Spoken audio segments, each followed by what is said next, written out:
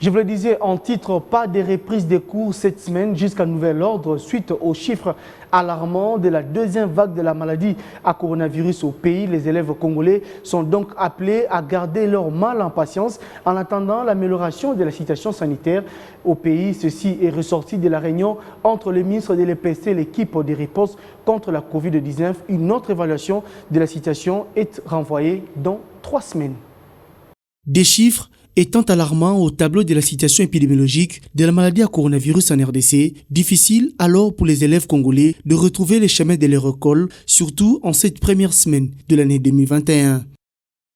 Constat établi par la délégation du ministère de l'EPST et celle de l'équipe de riposte contre la COVID-19 au cours de cette réunion d'évaluation de la situation sanitaire en RDC. Pour les ministres de l'EPST, il est impérieux de protéger les bleus-blancs face à ces dangers sanitaires. Après analyse et échange, nous avons vu certainement que aujourd'hui nous ne pouvons pas, n'est-ce pas, reprendre le cours demain puisque la courbe est ascendante.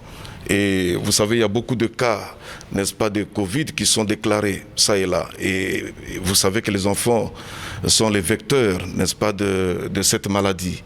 Donc il faut lier la santé des enfants, la sécurité, n'est-ce pas, de la santé des enfants avec la Covid-19. Il faut vraiment réfléchir pour éviter de prendre ces risques-là, de mettre les enfants, n'est-ce pas, à cette maladie. Il faut faire un effort pour préserver la santé, n'est-ce pas, de nos enfants. Donc aujourd'hui, il faut que la communauté nationale, il faut que tous les pays, toutes les écoles savent que aujourd'hui, nous ne pouvons pas reprendre le cours demain. La date sera annoncée ultérieurement. Même message relayé par les experts de l'INRB qui invitent par contre les politiques à agir en toute responsabilité pour ne pas exposer les élèves et les enseignants. La tendance est à la hausse. Quand nous considérons la semaine passée, qu'on n'a pas atteint les pics, mais les chiffres qu'on a la semaine passée dépassent les pics qu'on a eu la première vague. Le grand pic qu'on a eu, vous vous rappelez, c'était au mois de mai-juin qu'on a eu les pics.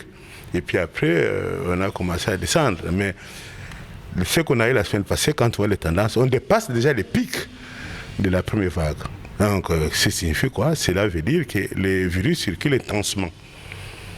Ils circulent intensément, les virus. Comme ils circulent intensément, je pense qu'une décision responsable serait qu'on attende encore un peu. Face à ces risques, le ministère de l'EPST assure cependant sa détermination à prendre des mesures convenables devant toute forme d'éventualité pour que rien n'entrave le calendrier de l'année scolaire en cours.